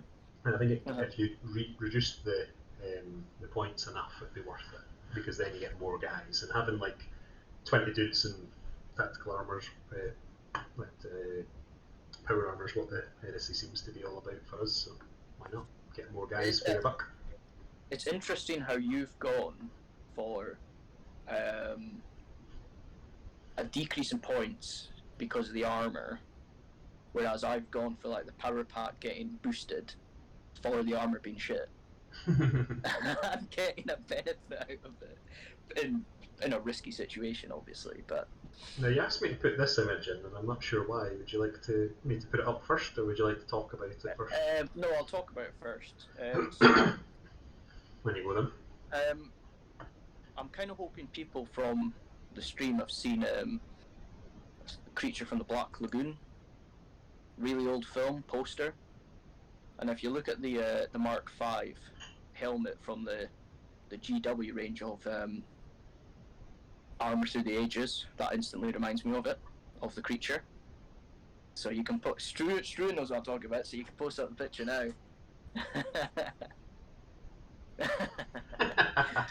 You need to kind of see the picture of the monster, but if you go look, that's what it reminds me of. It does look like it, I'd give you that. I didn't really follow that's what you were doing with it, but it does fit.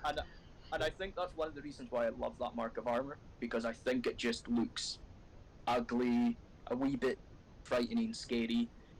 I think that's why I love it a bit. I think it's a bit out there, isn't it? I think the old metal models that have it are better almost, because they do have that, they fit in with the Space Marine range at that time, but they did look like they would smash your face in. Like a World Eater Mark V army would be pretty scary to look at as it's running across the board, sort of thing. So I think that's pretty It's cool. the Vox thing as well. That's the first armour with the Vox, and that Vox does actually look a bit daunting and horrible, scary. Is it because you're from a lagoon as well?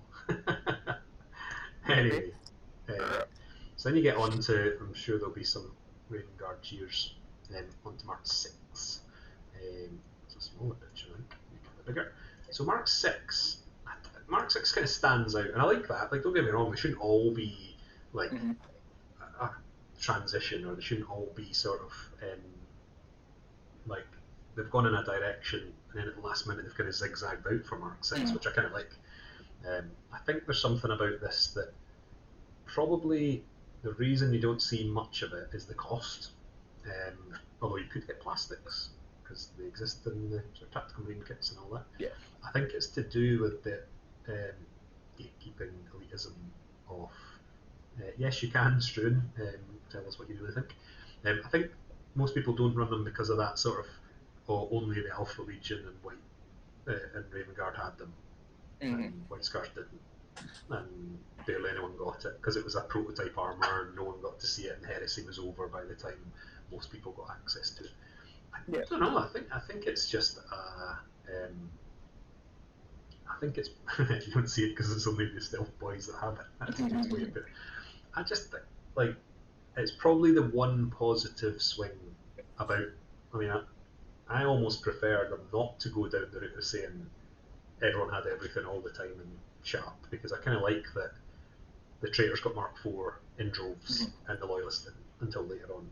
Depending on when your army's set, of course. If you set it on the last day of the Heresy, then you can have whatever the hell you want. I'm not gatekeeping you. But I think Mark VI has suffered the most from that concept of having Raven Guard got it. Not really any of the traitors are known for wearing it except the Alpha Legion, so no one ever touches it. But it is a nice. I've seen that in the on that note, in the Crusade book, the latest Black book, I did pick out they've got Night Lords in it, which I think is probably the first image of another Legion in it, which was interesting. I'm not going to go through all of the Black books, but I think they've chucked it in a few times, just maybe to try and break that mould. Right. I don't have one handy. I'll get a look at it live. Space Wolves, let's see. Get your bets in. Oh, no, Sons of Horus isn't in this. We've got Mark IV. There's a weird Mark II. So Struan's just taking a breather and put up his message. Least favourite by far. Oof. I know that's absolute heresy because they're OG Marines, but he just doesn't like it. Doesn't like the helmets, the legs, and the power packs. I think the beaks are awesome. Little beaky boys. I'm giving up. It's not in there. It's Mark IV though. Obviously, I think they've got greater auspexes and that, don't they? So that's where I'll get my rule on that. My rule, I would give them all acute senses by default. which doesn't suit me because I get that in my Space Wolves anyway. But I think something like that would be, because that's meant to be what the beak has, extra sensors, go for it. But I think it's probably, there's something about it that stands out as being cool. Obviously, as Stuart puts it, their original. I think that's the one Ukraine. I'm not deliberately not said anything about the football. I don't know what the score is. I think the Mark 6 was meant to be, again, like a step in the improvement direction, but I can't remember why it didn't. It might have been the Heresy that ruined it. I'm not sure on the. Yeah, I'm not sure on that one either. Actually, someone might know. But I've got them vague memory of it meant to be like the sort of most agile, most suitable for that sort of stuff. Yeah. That's what I was, when I was thinking about my rules for it, that's what I was going down the line of, like, most agile, or like giving you a benefit to if you're scouting or infiltrating or outflanking, maybe giving you, like, I don't know, a plus D3 on that roll when you outflank. Yeah. Not a plus D3 on the roll, sorry, a plus D3 to your movement as you outflank them or something like that. Yeah, something simple. Quite powerful. That's I think that's too powerful for an armour mark. It depends on. I think like it's almost like when you look at something like 1,000 Suns with these, like they have that ability to really mess with their, like, I can be a Raptora and I get to have this role and that sort of stuff, and that's what we're kind of getting at. I think is we're saying, right, well, I've got 3 squads of Mark II Space Wolves and I've got 3 squads of Mark IV. How I arm them is going to play a role in what they do in the battlefield. So let's put the bolters on the Mark II guys, blah, blah, blah, that sort of stuff. Like, I think I would have liked the Heresy to have gone down that route, and that was one of my speculation when it was first talked about coming out. I was like, oh wow, what's the rules as we're doing now? What are the rules going to be for each armour? And I can see why they didn't, but it is something that feels a bit of a missed opportunity. Yeah. I think you've hit the nail on the head though with that acute sensors. I forgot about that. Something like that, I think. That would be a good rule for them, definitely, because it is. Is acute senses that you can't infiltrate with any team, or is that just what Space Wolves get?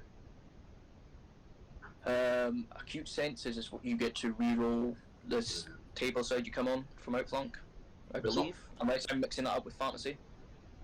No, that's right. I'm pretty sure it does that. Exactly. But whatever that, so I'm giving away the Space Wolves benefit for free, but that's the sort of thing I'd have in my head would be like, I would know you were there, and then Lee's pointed out it could cool right down, so you wouldn't give away your heat signature. Yeah. So yeah, don't we all have acute senses sometimes. Okay, no one other than Struan getting finally that off his chest. You're not banned. Don't worry. That leaves us only with. Don't worry, I'm about to get banned.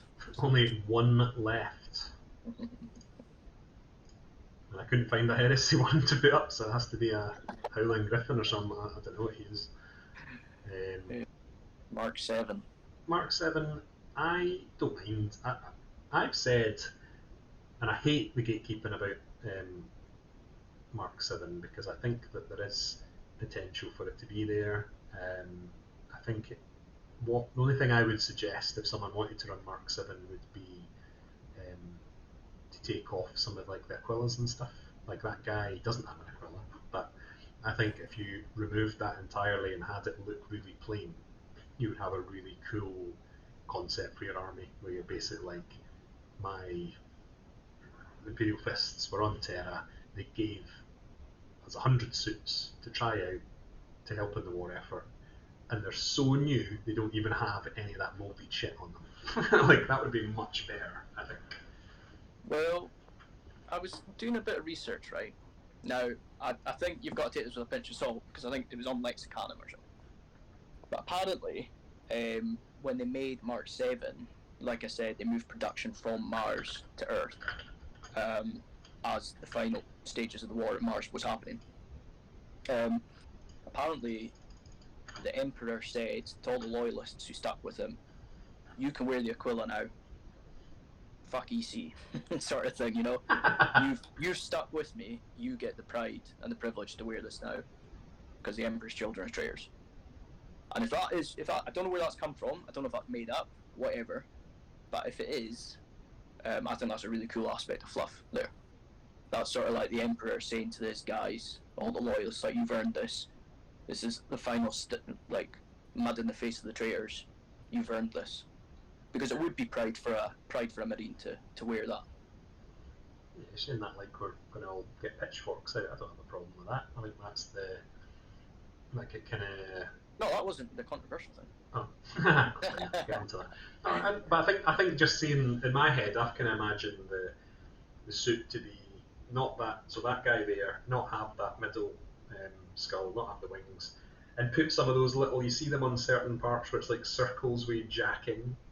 Like it would almost show that it was a test suit of armor. If I had a few of those, where like once you're done fighting on the wall, you go back in, and the person who's in charge of the armor is like getting the samples, like the results of the field test out of it. I think that could be really cool as a concept for your army. I probably then wouldn't put the normal bolters on. I'd go for like a Tigris bolter or something, just because that's the problem I've got with people using too much 40k stuff, is that they don't tend to really change much about it. Like, because it's cheaper, of course. Why the hell would you? You're doing it for that reason probably anyway, so you're not going to then change all the bolters and stuff. But I think I don't have a problem with March 7. I don't know why there's this massive hatred for it. If you put a bit of effort in to make it look less like you just bought a 40k tactical box, I don't really see what the problem is. Yeah, I would. Do you know what though?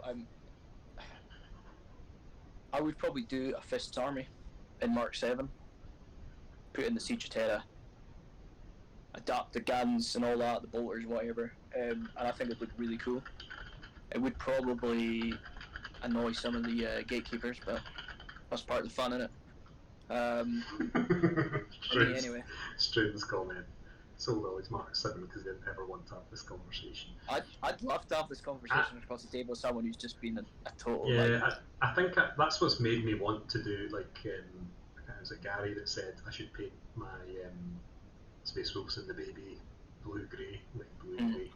Like, I'd love to get into an argument at an event over something like that, because I just don't care enough. Like, that's maybe not the sort of thing that someone that runs events should say, but like, as long as you've painted it properly and you've made an effort, haven't you? Yeah, I don't really care. Like, I don't. It wouldn't bother me to. The problems I have are more when someone will say they've got a 10-man flamer squad and they tell you once they're proxying as melta guns, and then you forget and you don't really deal with them, and then your Spartan gets blown up because you don't have armor 7 on it, and then in your head you're thinking, how, they're just flamers, and that person's like so giddy that they've pulled off this master plan of having their melta guns where they want them to be, but to you you've been bullshit because you've been watching these flamers walk towards you all game. That sort of stuff, like, that annoys me a million times more than someone having not having technically the right era on all of their models. And we're getting into that sort of 3D printing world now anyway. Like, how many, like, so you're using original Space Marine jet bikes for your Hussar unit, is that what they're called? For my Sky Seekers. Sorry. Hussar are the bikes, aren't they? And that's cool because you're still managing to use authentic models. But at the same time, it's like, what's the difference between doing that and 3D printing ones?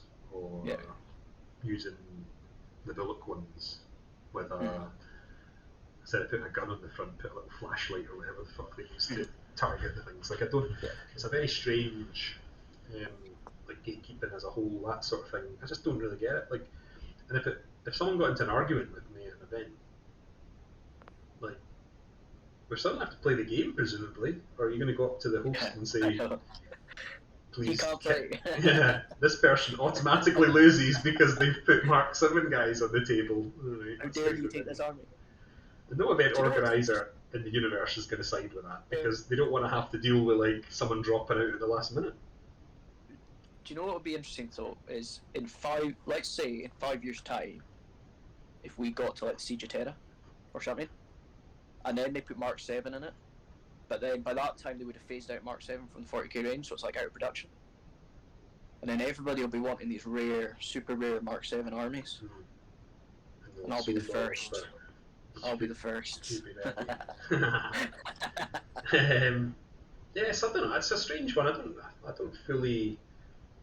I'm not perfect in the way, and I'll argue with people about that sort of stuff. It's a bit silly. Like I'm almost the anti-gatekeeper because it'll make me want to build a Mark 7 trolley army. With Mark 7 Blood Angels that summon demons. Doesn't say traitor only. Exactly. Yeah, sort of a strange. Our hobby is a strange beast when it gets to that point. It doesn't like. Obviously, if I could have found a Mark 7 guy that was painted, like obviously drawn in that style, not painted in that style, I would have liked that. So we could have shown a proper image. But I just don't know. I don't like Blood Angels, Imperial Fists, and White Scars in Mark 7 late Heresy era. Wouldn't even bat an eyelid. No. For someone to run something like Space Wolves or Alpha Legion or whatever, again, I don't really care. They're not accounting for like every single Marine or every single army or every single day of an army when you're dealing with 100,000 Marines, are you? No, exactly. You know, that's a complete tangent. That's a total aside. No one has really disagreed with you there, though, so that's pretty good. No. In terms of rules, though, Mark 7, bog standard, that's what it was designed to do. I wouldn't give it anything different. No. So I don't think there was anything that stood out there.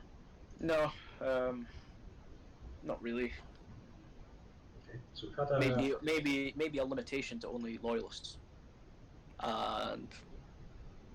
well, in that case, I want a plus one leadership, but that would make them 10.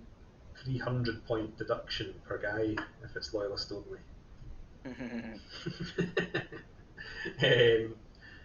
See, I don't know. I think that's hard. I think that's where, like, that's probably why Forge World didn't do it. I bet there'll be a draft somewhere that talks about doing it, but they just won't have done it because they've got to the point where we're at, where we're like, fucking hell, what else can you possibly give these guys? Yeah, what can you give them? That makes them different. Whereas the Terminators, it kind of makes more sense because there's only a few marks.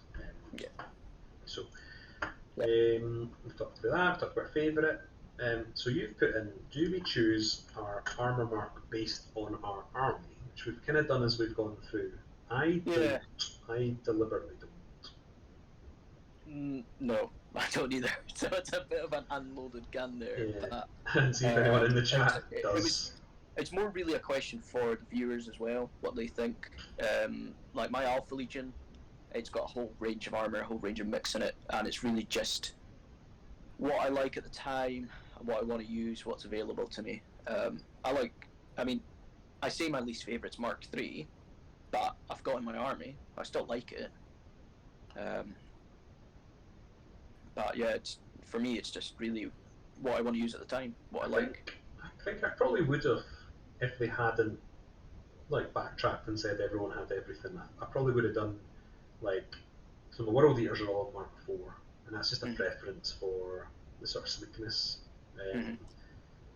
The Space Wolves are just a mishmash because that was a big army that was always going to be everything. I think I would probably have done the Space Wolves in the Mark 2, the Mark 3, and very little Mark 4, and had it as a very early Heresy army, because that was when they were sort of peak after Prospero. They were kind of done. Yeah. And then they went, for some reason, decided to go and fight Horus and got even more done. So I think that's probably, if I was doing a 3,000 point done, then absolutely I would do a theme. But no, like these guys are saying, just picked up what was cheap and what I got the best deals on. Yeah. It's interesting because some players do have that, and we've touched on it. Their perception of Legion should only have access to certain marks, you know. So yeah, interesting. It's interesting. There's not a lot of dissenting voices, which is good. And then so this is maybe your loaded gun. What models can you take from 40k that give you the sort of unique modelling and conversion potential? The obvious sort of kits that offer stuff are, you get some Mark 3 and four bits in the stern guard kit and the tactical marine kit have those now. Yeah. So you can steal some fancy bolters or cool heads. Like the Space Marine range has a shed load of their helmets. We sort of touched on it as well in episode 1, didn't we? About like the Chaos Space Marine plastics that come with the Anvilus backpacks, and the Mark II Serum Parton heads, helmets. Which could be cool enough. The right guy with that just looks brilliant. Look absolutely baller. Finn asked a question which is about to the next question. So I'll just throw that Struan. Yeah, I think you're kind of right. Like if you would limit yourself badly if you said Mark II does this, Mark III does this, Mark IV does this, because then you'd be like, well, my Dark Angels are Mark II, and now I'm fucked because they're actually a really fast moving army, but you've given them this rule that means they can't be. That's why they haven't done it, I think, because it really hurt their sales of certain armor marks. So I think they can't bring it in now because I think it would shaft too many people. So this is just mostly giving us something to waste 45 minutes talking about, I think. But then Finn comes right in with anything in the Primaris range. There is a lot of Primaris bits I've seen, especially that little flippy wrist communicator. Plenty of that's in there. Reaver heads seem to be on quite a lot of stuff as well. And then obviously there's true scaling, which is again Richard's favourite concept. Fire away. I'm not a fan of true scaling. Okay, I just don't understand it. I don't get it. I don't see why. I just don't like it. Okay, but anyone who is doing it, great on them, because it is probably a massive hobby enterprise. Is that the right word? I don't know. You know, there's obviously a lot to it, but I just don't like it. But controversially, I have no problem with people using Primaris parts on their models. And that's purely based on the assumption that within the Heresy and within the range that there's plenty of artificed armour parts and whatnot, unique parts for certain legions we've seen, you know, that the Headhunters have their scale plate, body chests. Salamanders have like flames up their chest, so they can artifice this really nice stuff. So what's to say there isn't Primaris looking parts already in the Heresy? Who's to say? Yeah, I don't have a problem. Like, I like that little flippy communicator thing. I think it looks cool in the right pose. I think there's some cool weapons that Primaris Marines have. There's the sort of dropping a smoke grenade, or the guy with a knife that's sort of got it above his head. Like, all those bits are good, and we should be happy they're there. I just don't really get the knee-jerk sort of hatred. I'm with you. Like, true scale is an interesting thing. It's sort of, I think they're right. Like those Tortuga Bays, whatever it's called, they look cool, and they've done a good job on their design. I'm less excited for people when they build Primaris and don't shave off the knee pad. You've got to make adjustments. Don't get me wrong. Yeah. But I don't like. I'm not going to gatekeep it. I don't care. Like, the problem is, it's kind of in a game where it's about true line of sight. You're kind of shafting yourself by using something that's 2-3 millimeters taller. You're going to get less cover. But small fry, it's only going to come up in a couple of games. I don't mind it. I don't really.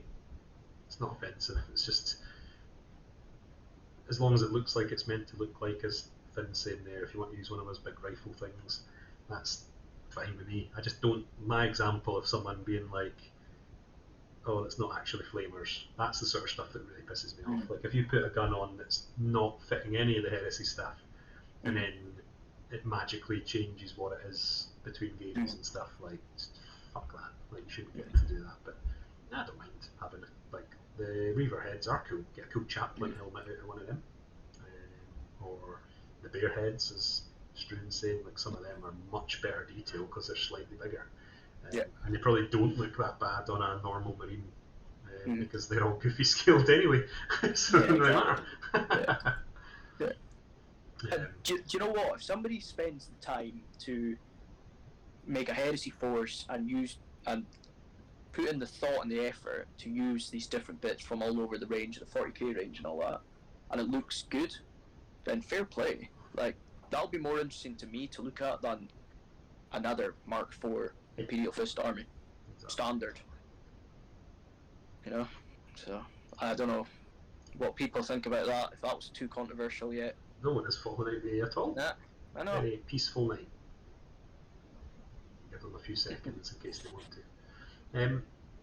So yeah, if no one's got anything to add there, then we're bang on 9 o'clock at the minute. Yeah. So what we'll probably do is, same as always, give us feedback. Show 4 was a weak point in the stream, I would say. Didn't go very well. The guys in the Discord were very nice and G'd me up afterwards, cheered me right up.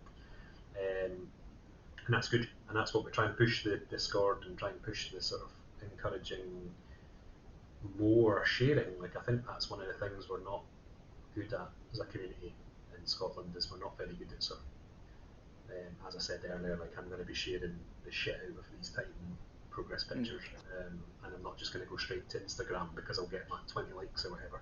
Like, I want to do almost what Finn and Lee have done with their nudging each other, because I lost my way. These Space Wolves are gone, they're not sat here anymore, they're back in the cabinet in a horrible pile. I haven't been very careful with them, because I just lost my way on them. I lost that steam, and I'm looking for other people who are enthusiastic, and sharing stuff is always contagious for me, so I'm looking for people to do much the same. So hopefully if I do that for you, that'll start a wee trend. We can try and do that. And then for feedback, always welcome. Not show 4 feedback, because I know that was shit. I know what went wrong, so I don't need to know anything about that. But feedback on what we can talk about, topics, and how we can best support you guys in doing hobby as well, because it's all fine and well 10 people sitting having a chat on a stream, and occasionally dipping onto Discord. Is a Discord more open? Like, if we picked a night, I'm not sure that's structured fun is not fun, but if we had a night where we'd go on and we would sit for a couple of hours and just paint and chat, is that sort of thing you're looking for, or is that antithesis to your hobby? How best can we improve this and improve what Scotland needs or UK needs? So we'll wait and see what the sort of the comments are, but you can just email that to admin@heresy.scot, and we're back, hopefully. I think Richard's missing the next one, so I am, unfortunately. So you'll have to miss the toad. I'm very sorry. Get some good topics for the next one. But yeah, I'll just quickly share the Discord in here. So that's the 7-day link. Not for any reason, just means that if some sort of spam bot found it, they probably won't get in. We'll get on there in about 5 minutes, 10 minutes, just go and get another drink and make sure Rachel's okay, since I just ignored her for 2 hours, and then we'll get on there and have another chat. And you can get feedback there, send an email, send me a message, or send any of us a message, and that'd be good. So we'll speak to you soon, and thanks for watching. Yeah, thanks very much, guys. Never give you a chance to say anything, Richard. Did anyone else? You've covered it all. Just appreciate the guys coming on and having a watch all the time, every time. Great. Cool. So get that sorted and speak to some of you soon. Get on the Discord stream. You must be able to get that. And have a chat. Speak to you soon. Yeah. See you later.